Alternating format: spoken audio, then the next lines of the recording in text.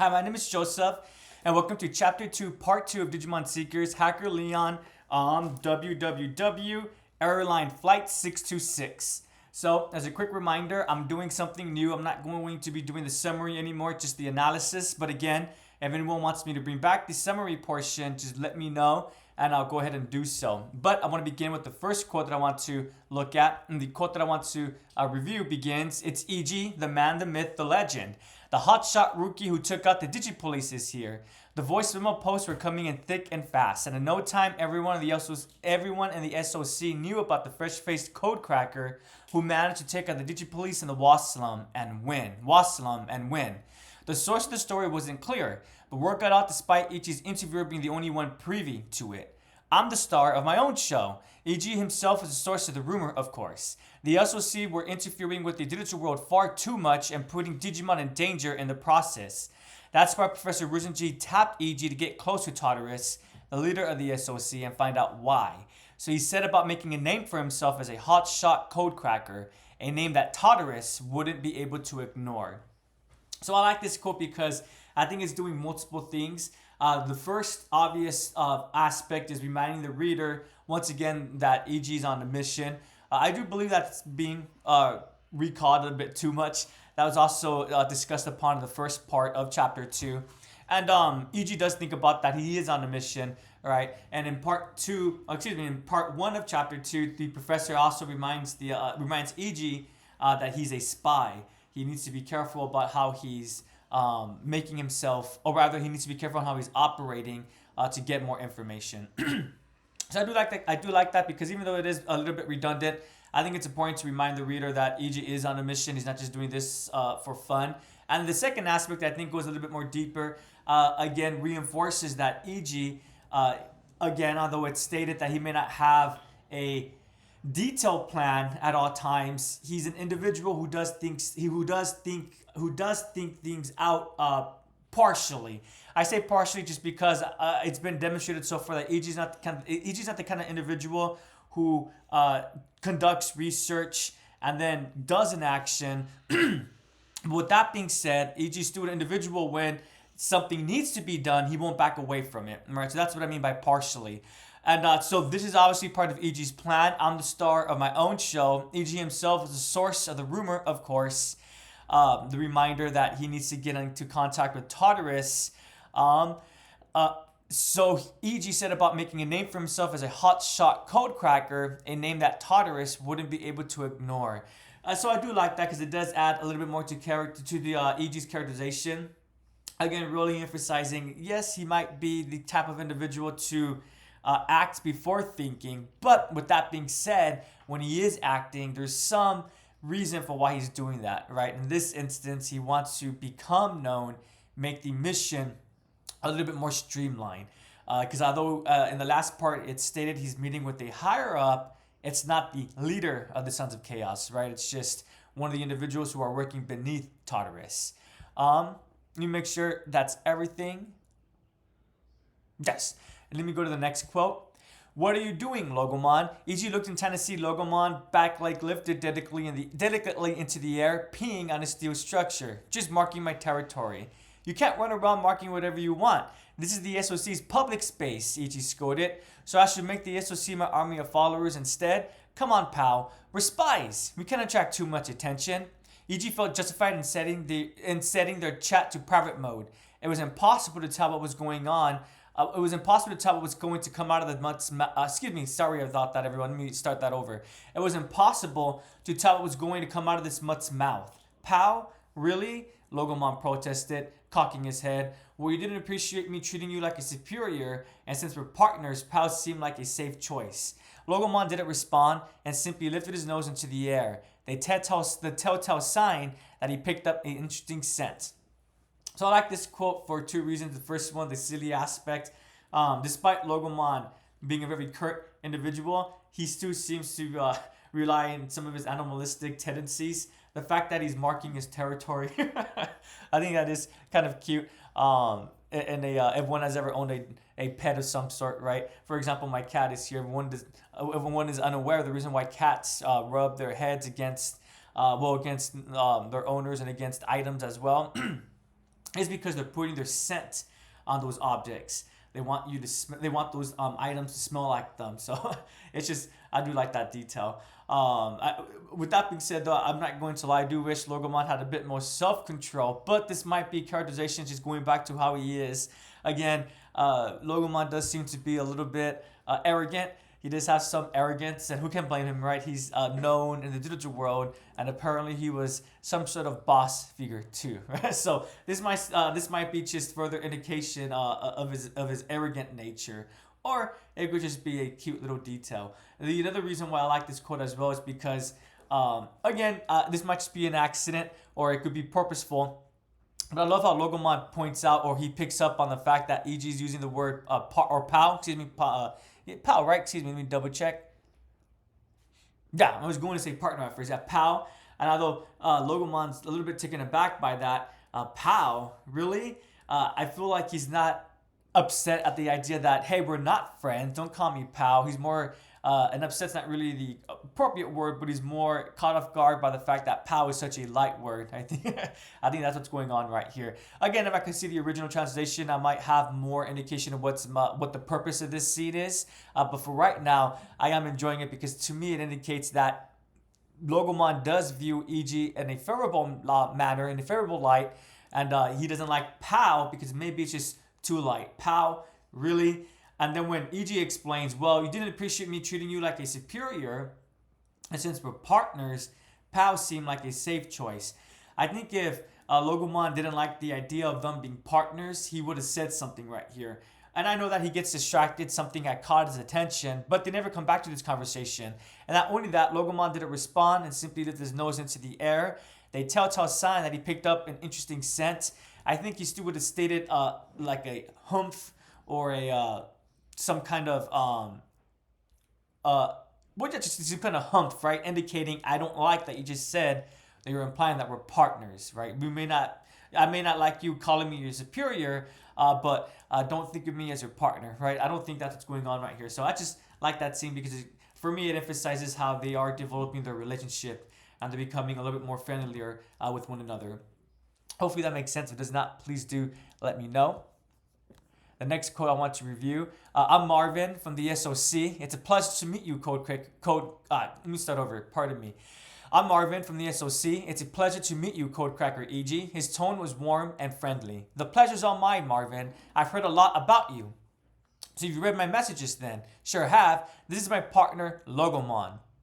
Logomon appeared to say something more to Marvin, but his chat was muted. Erjamon let out a series of sharp cries. Your partner. All right then. I see how it is. Marvin appeared rather impressed. So it's a small detail, but the reason why I really like this line is because why is Marvin looking impressed?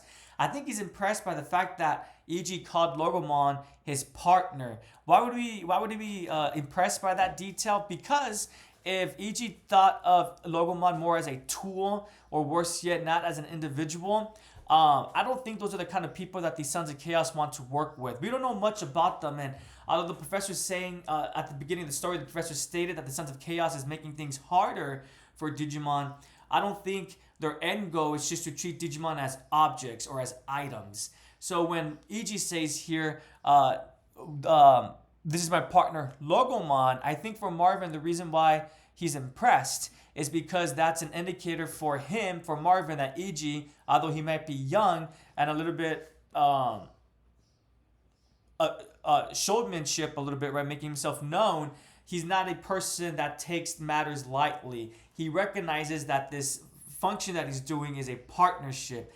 And thus, since it's a partnership, this more than likely means he's going to take his partner's opinions, the partner's inputs, a lot more seriously. And why does that matter? Well, because when one is trying to complete an objective, sometimes one perspective is not the best approach. Multiple perspectives is a good way to go forward. That's why teams exist, right? So again, EG's saying, this is my partner. I think Marvin's impressed because that's an indicator for Marvin that EG is a team player. He's able to work as a community member, and that is an individual, or rather that is a trait that the Sons of Chaos is more than likely one of the traits that they're looking for, that they want highlighted in their members.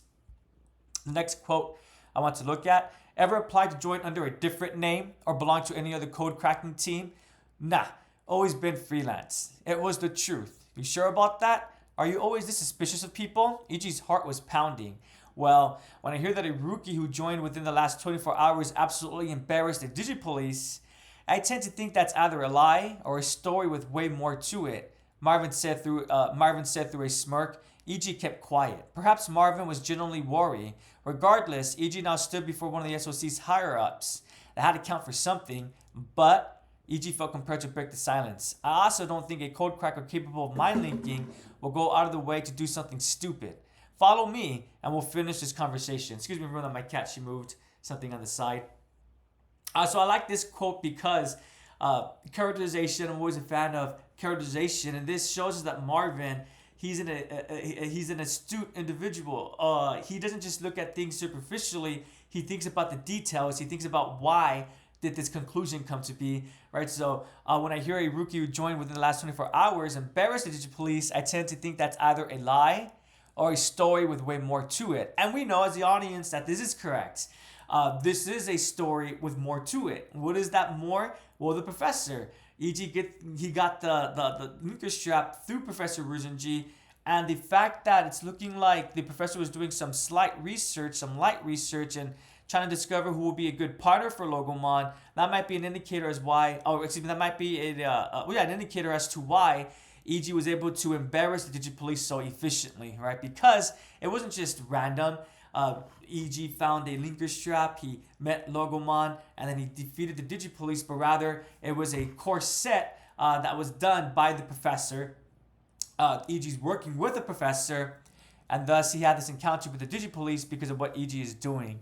So it's really cool. I really like how they're not making Marvin just a one, or at least so far, I don't think he's going to be a one-dimensional character, just a lackey, someone following someone else's orders. It's looking like he's going to be a fleshed out individual, and I'm really appreciating that so far. I also like how at the end of this as well, I also don't think a code cracker capable of mind linking will go out of the way to do something stupid, right? So although he might be suspicious, a little bit worried of EG, he also recognizes that there's potential to be had there, right? Again, I just really like what this is doing for Marvin's character. It's setting him up to be an individual who pays attention to the details, and I really do appreciate that. Let me make sure that's everything I want to look at for this quote. And the reason why EG's heart is pounding, it's pounding because although he is truthful, he's also doing a small white lie, right? Ever applied to join under a different name, join what, the Sons of Chaos? Obviously no, or belong to any other code cracking teams. And although EG might be a freelancer, I would argue that he should probably, when I say in a utopia, if he wasn't part of a mission, he should probably disclose the fact that he's working with the professor, right? But of course, he's not going to disclose that information right here because, well, EG's on a mission. So that's why EG's heart is pounding, because it's a small white lie. Although it's true, he's never applied, he's never worked with other code crackers. He is working on a team that's working with code cracking skills, right? Utilizing EG, who's working with Logomon. But this shows us that EG is able to think quickly on his feet, and although he might be nervous or anxious, he's making sure to keep in mind the mission and the objective, and that's helping him to keep focus, which is great. I like that. Further characterization for EG's determined nature. I'm in. I'll do it. After talking about the determined nature. I'm in. I'll do it, EG said bluntly. Pretty quick answer. I'll just assume you know how dangerous the job is. Marvin took a breath, and a comfortable silence hung in the air. All EG could think about was his mission, spy on the SOC and find out what they're up to. He didn't have the bandwidth to consider the operation's finer details. Dangerous, sure. But is it that dangerous? Look, you picked a fight with the Digipolice and won. I get it. Marvin was impressed by this kid, and he wasn't about to disrespect him. SOC hierarchy be damned. And they wanted a code cracker who could mind link. This was the level of code cracker they'll be dealing with in terms of mind link performance and influence. I like this because after I just discussed EG's determination, we see that he's willing to finish the mission, even if he doesn't. Even if he's not aware of. Excuse me. Let me start that sentence over. EG's willing to keep the mission in focus, even if he doesn't know. Excuse me again. So thank you for your patience. EG's willing to accept the mission despite not knowing the details. Why? Because he's keeping his main objective in mind, and again, that's what allows him to have the courage, the confidence to be doing this spy business. But I like this line a lot. Let me find it. EG didn't have the bandwidth to consider the operation's finer details. So essentially highlighting that EG is a little bit too quick on his feet. He maybe should have accepted right away. He maybe should have asked some details about the mission and then accepted. Even if he was planning on accepting no matter what, and he has to because that's the mission, EG should still will play ball a little bit, not look so enthusiastic, and again, get those finer details. But with that being said, he didn't have the bandwidth to consider the operation's finer details. That's just, I don't think that's meant to say that EG is indeed a stupid individual. It's just highlighting that he's just, he acts before he thinks. But again, as I stated at the beginning of this in the video, despite acting before he thinks, once he's in the action, EG, he continues with what he's trying to accomplish. So I think that's an important detail to keep in mind. And then what I like about this quote as well is what Marvin's thinking, and they being the SOC, and they wanted a code cracker who could mind link. This was the level of code cracker they'll be dealing with in terms of mind link performance and influence. So essentially, I think this is Marvin's first kind of negative thought towards EG. When he's thinking this, he's essentially thinking to himself, if the Sons of Chaos, if they want to have more members who can mind link, we're going to have to accept that some of these mind linkers, well, they're going to be like EG, enthusiastic, really gung-ho, and not really thinking about all the details right away. Despite that being a slightly negative thought, if Marvin did not want to work with EG, he wouldn't be having this conversation in the first place, right? So even though it seems a bit negative, that sentence, it's just Marvin being aware, right? These are the type of individuals that they're going to have to contact, and now we're going to have to work with them to get them up to speed for what the Sons of Chaos is aiming for, their objective. Yeah. The next quote, and this is the last quote. You know anything about a black Agumon? Marvin asked pointedly. Nope, EG quipped. The silence persisted. He was desperate to fill it. I just know people are looking for one. Well, we're the ones offering the cash for it, the SOC. The 1 million DC reward? EG was floored. Marvin's avatar crossed its arms. Its pocket changed with Tartarus. But finding that Agumon has become an obsession. Excuse me. So the reason why I wanted to highlight this quote is because we haven't really been talking about this black Agumon, but yet it's been a fixture since the beginning of the story. In the first chapter, the first part of chapter 1, this black Agumon is mentioned through this post. And I forget at what point, but towards the end of chapter 1, the black Agumon was also mentioned once again. And now it's being, or maybe it was chapter 2. I can't recall specifically, but he's being mentioned again, this black Agumon. This is obviously going to play a part in the future of the story. I thought the black Agumon was just a cute little reference to, well, Agumon, because Agumon's the franchise's mascot for Digimon. But it's looking like this constant highlighting, this constant repetition of this black Agumon, it's more than likely going to be a part of the story. And I wonder what part it will be playing. I don't know. Maybe it's going to be a Digimon that becomes corrupted, and that would be the antagonist, or maybe a friendly Digimon who unfortunately ends up becoming an antagonist because they become corrupted through a secondary force, or that'd be kind of sad. Or who knows? Maybe it's just a minor detail. We'll find out as we continue with the story. But yeah, so this was the end of part 2 of chapter 2. Before I end it, though, I'm not going to lie. One aspect I didn't like about this part, I did find it interesting. I'm also really happy we're finally starting to get more information about the Sons of Chaos. Excuse me, everyone, I'm drinking some water. I'm starting to kind of sound like an NPR host.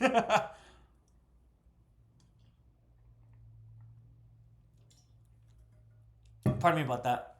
Thank you for your patience, though. So as I was saying, while I am happy we're getting more information about Marvin, one aspect I didn't like about this part of chapter 2 is the fact that the last part ended with the professor about to show EG something at the lab. And I thought for sure we are going to discover what that is. But obviously, we will come back to it. We being the story, and it's obviously being done on purpose. I'm sure it's going to be something exciting when it is revealed. But as a reader, that did kind of take me out of the story a little bit. But with that being said, I did get engrossed back into the story because, again, the introduction to Marvin was done really well, in my opinion. And it's also cool how his partner Digimon seems to be Airjamon. Um, yeah, I just really like that just because the last time we've seen an Adriamon in a protagonist kind of role was during Avenger 2 during the international arc. Oh no, I think one of the Australian characters, he had Betamon, who did evolve into Arjumon, I believe. So yeah, so that's pretty cool. I'm looking forward to meeting new members. I'm sorry, meeting more members from the Sons of Chaos, and of course Tartarus. So far, the story is doing a really great job of making sure that all these characters are individualized. EG feels like EG, Leon feels like a Leon. Excuse me, the captain Shu Yolin. I'm not pronouncing her name correctly. Excuse me. Although we haven't gotten much about her, you cannot confuse Shu Yulin with Satsuki or Shu Yulin with Marvin. Nor can you confuse Marvin with Satsuki and so forth, right? So again, I'm really appreciating that so far, and I'm looking forward to meeting Tartarus' character because I'm quite intrigued. What kind of individual creates a group like these Sons of Chaos? And I am intrigued as well about his primary goal, his objective. Again, I do not believe that they're going to be the antagonists, but I might be wrong about that, right? So thank you so much for listening. I do appreciate it. I hope you have a prodigious day. Excuse me. And I thank you for your patience. For whatever reason, I guess I'm not at 100% today. So excuse me about that. But as always, I do thank you for your patience. Have a prodigious day. If you're still reading Digimon Seekers, are you enjoying it too? Please do let me know. What's keeping you to keep following it? Is it because of the characterization? That's why I'm still reading it. Is it just because you're a Digimon fan? Is it because there's nothing else Digimon related and you just want something to consume that is Digimon? Have a great day and take care. And again, I do thank you.